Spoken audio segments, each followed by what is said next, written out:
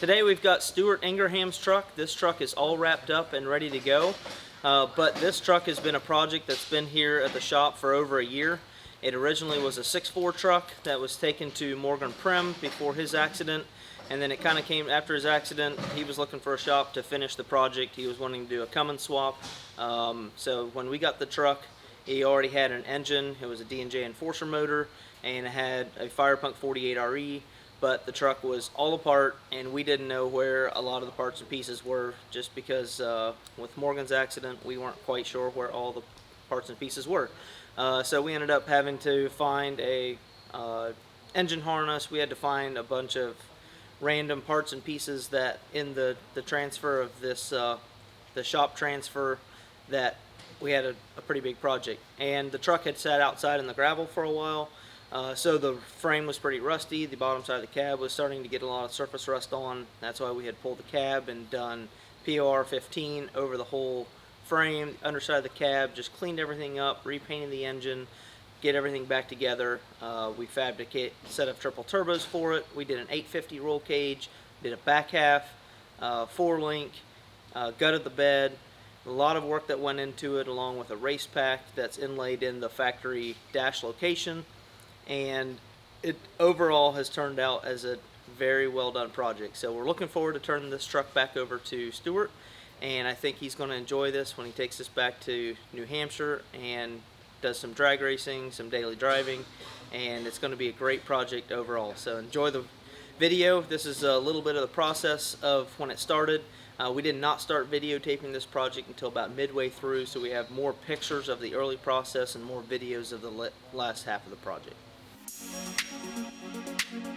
Hey guys, today we're actually starting to cut into a big project truck that we've had here. It's been here for a really long time, but the guy decided after we did a lot of work to it that he wants to cut it in half. So we're gonna do a back half 850 cage. Right now we're working on getting the axle cleaned up, traction bars off, and a bunch of other stuff. Starting to get the 4-link set in on Stuart Ingraham's truck. So right now we're just basically getting the 4-link brackets, everything done up on the axle, the front brackets, and we're gonna start building off of that, and we'll keep you updated.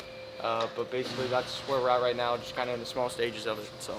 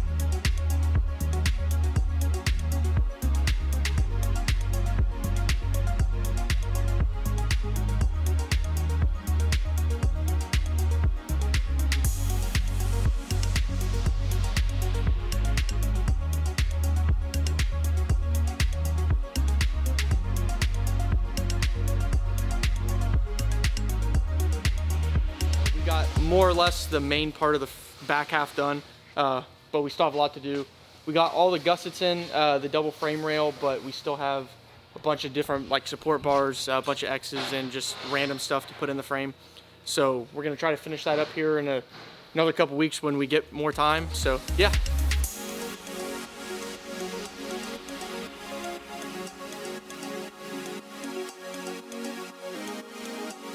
Hey guys, today on Stu's truck, I'm going to go over again on what not to do with a cage. I remember on Charity Case we showed you a little bit of how people were welding, their cages to the floor as completely not the right thing to do.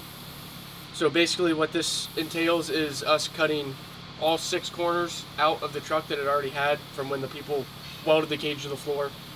It serts for nothing, it's not good, looks terrible, and overall it's just not a really good idea. So you can see, like here again, we had some more, where they basically just put a piece of 3/16 plate on it and welded the bars to the floor. And So now, to make it right, we have to cut it all back out and redo it all. So that's the joys of today and the next coming week. So it's been a good time. We have the cage dropped down right now, finished welding it, finished welding the halo bar, the shoulder bar, and the 2 door bars. Basically, we tack everything in place and then drop the whole cage down, so it's a lot easier to weld up around because you have to have a complete 360 weld on the pipe to pass for its 850 cert. So we have it dropped down right now, finished welded it. We're gonna put it back up and do our rear bar, our rear down bars, do outriggers, put the dash back in, and get everything, basically finished up, welded, so we can keep rolling with it and start on the engine side of stuff with the race pack that we have, and we still have a lot more to do with the dash and whatnot.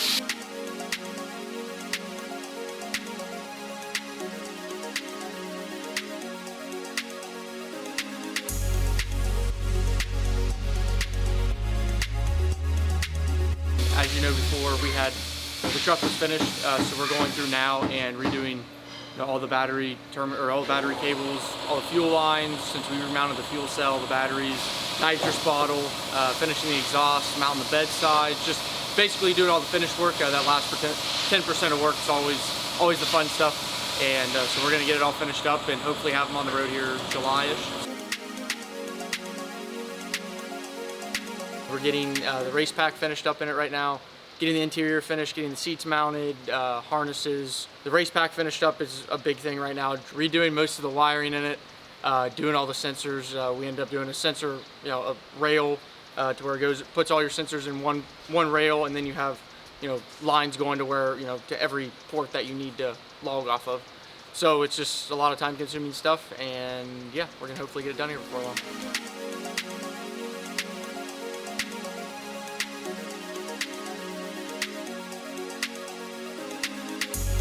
So we're in the final week or so of putting Stuart Ingram's truck back together. We have the back half all done, the bed sides mounted, got the exhaust finished up, and now we basically have to take everything back apart, paint it. So that's always the fun process. We're getting all the interior finished up, getting the seats, harness mounts, and getting all the wiring finished up, getting the race pack done. So just getting that last 10% stuff all finished up and buttoned up so we can put on a dyno, make some power, and he can take the truck home fun.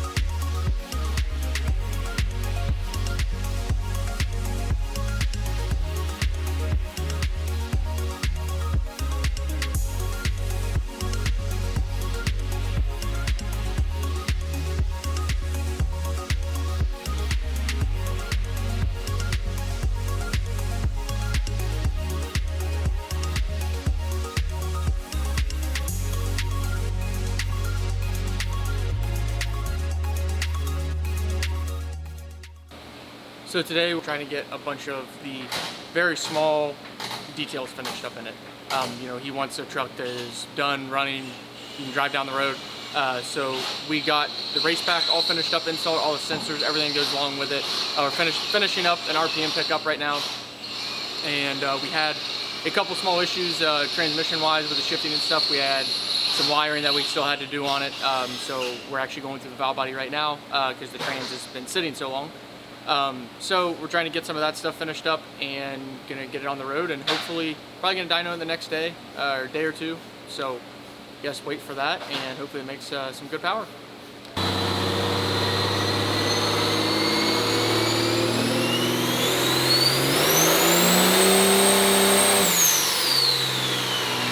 Today on the dyno we have Stuart Ingraham's truck. This is a truck that's been at our shop for a while. It's been about a year project. Something that has involved. We actually had the truck about done last September, and then we decided to do a back half on it. So we cut it at the back of the cab and did a back half 4-link and an 850 cage.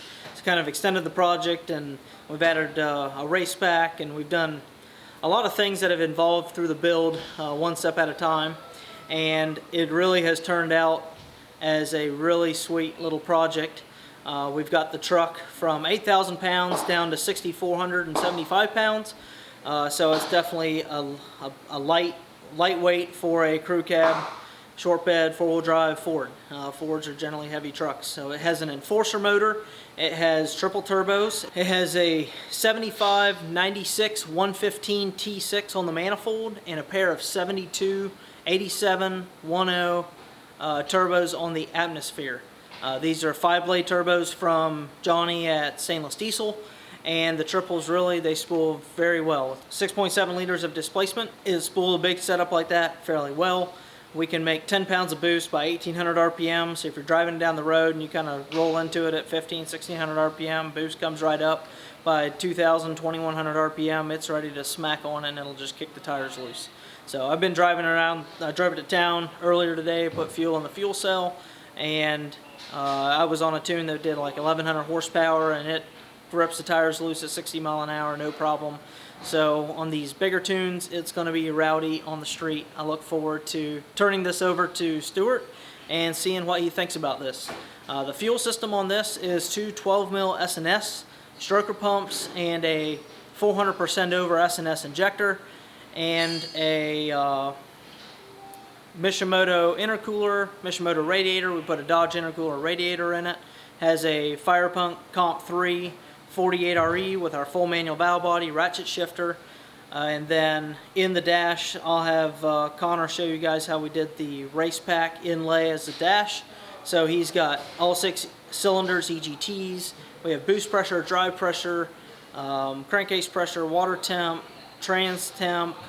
Pretty much all your data acquisition is all in the race pack. So he drives it down the road. Anything over 10 pounds of boost, it's going to start recording.